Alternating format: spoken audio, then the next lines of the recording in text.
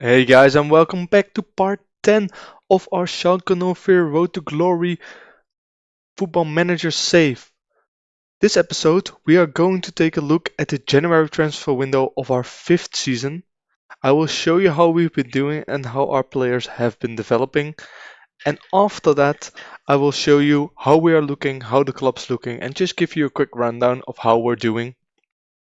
So before I do all of that, this series is all about me making decisions based on data, and that data is in my Excel sheet. So if you want to see how I do that data, or how I scout players, or how I assign which player gets to play in which position, do check out the link in the description below, where there's a link to the video where I explain how the datasheet works.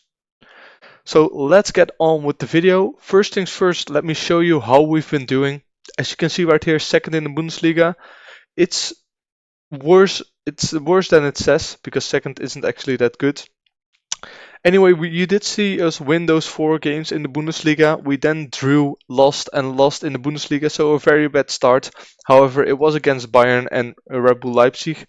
After that, we won 1, 2, 3, 4 games in a row against lesser opposition, but then drew 3-3 against Wolfsburg and afterwards winning 3-1 against Borussia Dortmund. Then Bayern 0-0 win, which we should have won 100%, but we just didn't manage to score with a 3 xg. Then a 5-1 win over Union Berlin and a 7-3 win over Düsseldorf, where we conceded way too many goals again, but it's just the name of this series. And then also a 3-1 win over Werder Bremen. And also in the Champions League, winning against Brøndby, against Rennes, barely, tying against Paris, where we should have won, winning against Borussia Dortmund, and winning against Galatasaray before losing to Barcelona, which means that we're doing pretty well in both competitions. And let me show you how we've been getting on. So right here you can see it. We are 5 points behind Bayern München, and we are very close with Leipzig and Dortmund for those for the second spot. The game hasn't really been played yet, but we've thrown a lead that we had a lot by losing against Bayern and Red Bull Leipzig. Unfortunately, you can't really do anything about that because they're just very strong teams, and this season I think it shows that we still have a lot to work on before we wanna be able to match with those guys. In the Champions League, we're doing pretty well. We're in 5th, just below Madrid, Chelsea, Paris, and Man City, but we still have a couple of tough games to go. We still have to play Chelsea and also have to play Napoli here, so those are 2 very interesting games. If we, I think, just get 1 point from them, we should already qualify, but I'd love to get qualified into the first 8 because then when you skip around, so less games to be played. Then in the DFB-Pokal, we are playing Eintracht Frankfurt after knocking out Dortmund, and not many good teams are left. Only Bayern is a really good team that's left. The rest aren't really that good, and I think Dynamo Dresden is a second Bundesliga team, and I think Magdeburg is also second Bundesliga. Yeah, they are. So not looking too bad there. As for signings, we didn't really make any other signings. We did, however, I will however show you how the team has been performing. So right here you can see the average ratings. So Veloso, of course, we bought in as our signing, has been playing very well, 7.7 in total on average, and just developing not as good right now because we have trained him to be a shadow striker. Then also Carvalho, when he's come in, played pretty well. Drago, of course, Malaysia played very well. And as our top scorers go, Alberto Molero and Gabriel Silva, they have scored a lot of goals, and assist-wise, it's Dopanzo who has given us a lot of assists this season already. I am very happy about the squad. The thing that I'm less happy about, as you can see right now as well, is that we have a lot of injuries. So Araujo is out, Gabriel Silva is out, Rogero was out, Luca was out, and I think also, yeah, Uedrago was out for 3 to 4 months. So we haven't had the best of luck with that, but it's just something that we can get back from. Then as well as the squad, the staff, I have adjusted them a little bit. So I have hired 2 more better coaching staff. I have hired 3 more scouts and another physio, so we are all maxed out.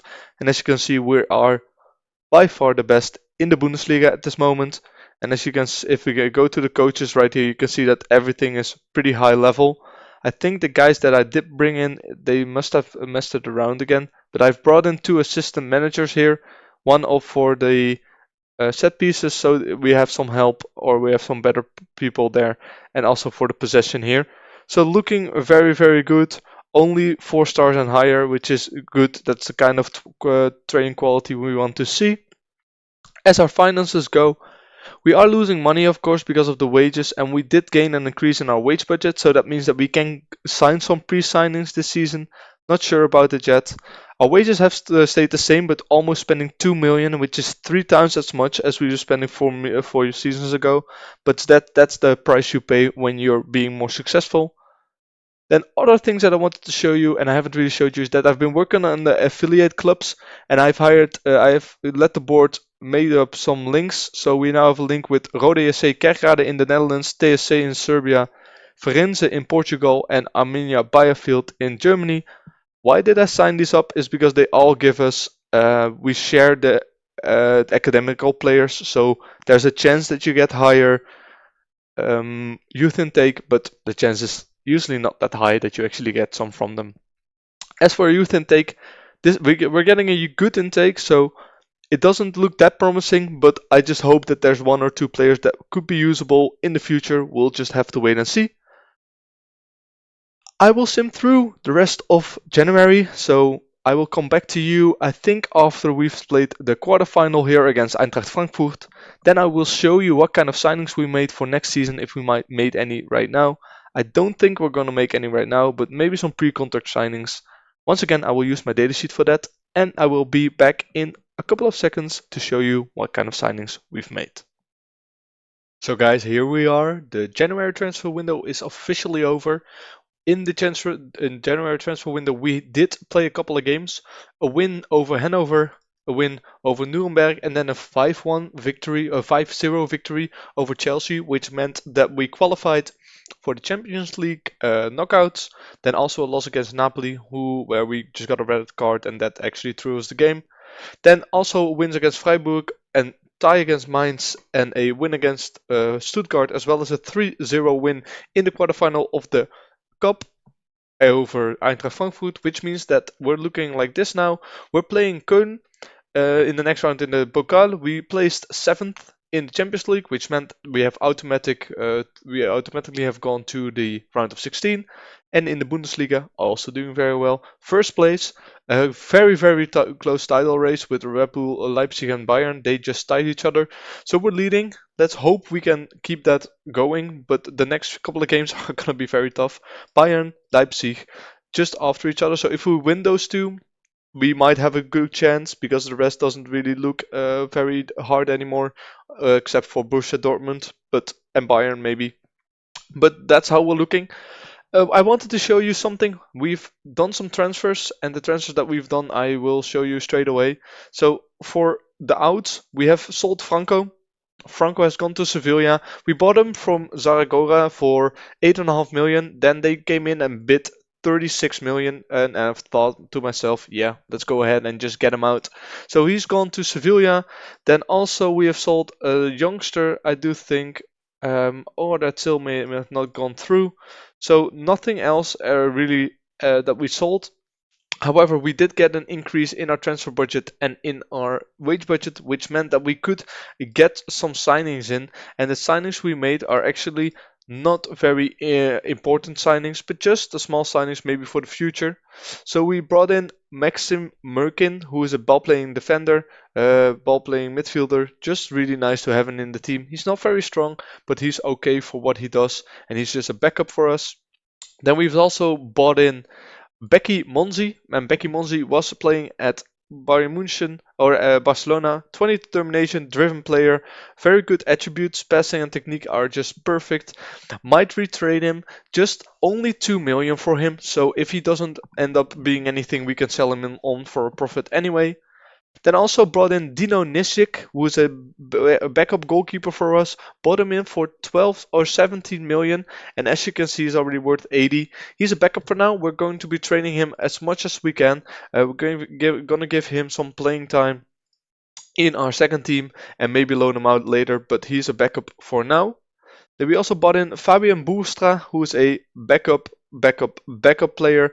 18 determination just for our second team. A very driven personality, so I hope one of some of these driven personalities and this determination can rub off on other players. And then we also have Josh McCauley, 7.5 million. Just a backup player. His stats look pretty good if you look at it just on a plain view. He's a backup striker for us at the moment, so I mean he doesn't look that great. He could still improve, but as a backup striker with 16 dribbling, 16 finishing, and 15 first touch, you're doing pretty okay. Got up a 6.7 rating in the 2 games that he played, so not bad.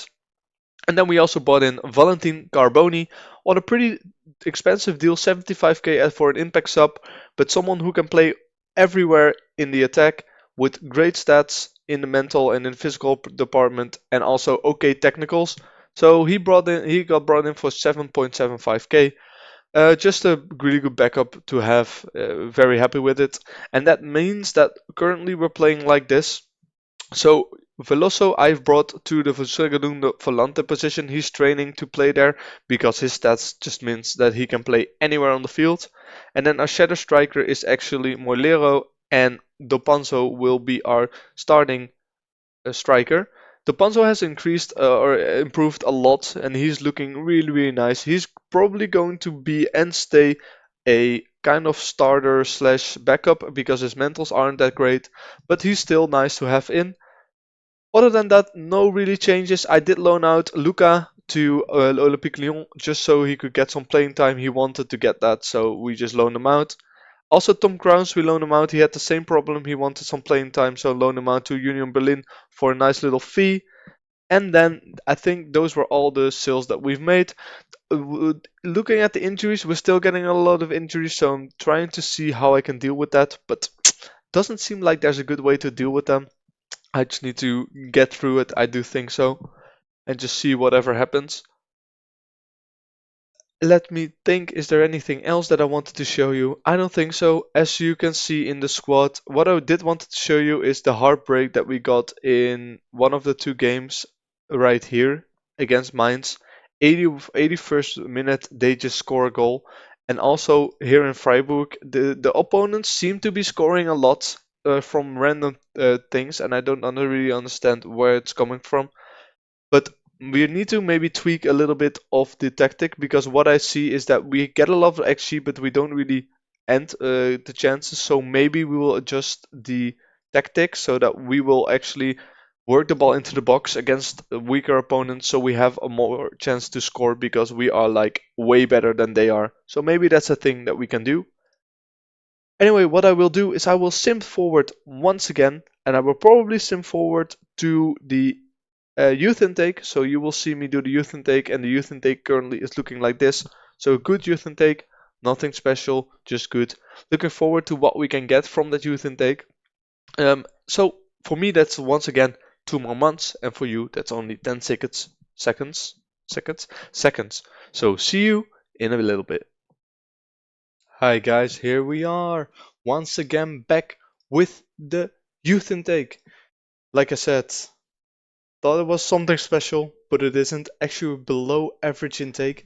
So I don't understand what the game is doing by telling me it's a good intake and then showing me the best player as being Ognjen Sahic, who's just, well, terrible. Let me just face it like that. He's not gonna get anywhere else. And neither are these guys. I only cite the ones with good determination and okay personalities. As you can see when we scroll through it, there aren't really any good players here. Then determination for this guy, a young winger.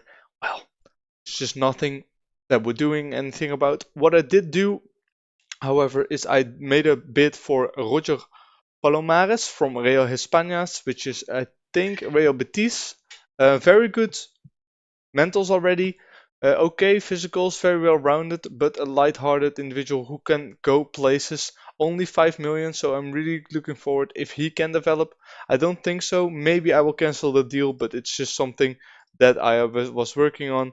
What I usually do is I just go check in here and I just check until 15 and 18 years old, and I trust what my scout is telling me. So for example, this guy, central defender for 7 million, looks pretty good.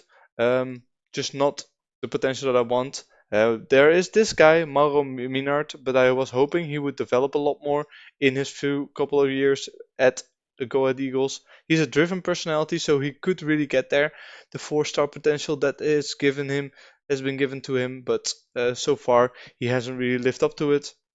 And then there's also this guy who I had thought I scouted him before, but I guess the scouting report must have gotten lost. This way, I'm just looking at new players. What I do is I also have some recruitment focuses on. So I have a youth recruitment focus on right here, which searches for. I can show you right here. Searches for minimum current ability of 1 and minimum potential ability of 4 stars. Might just put this one up, because then that way we will only look for the best of the best.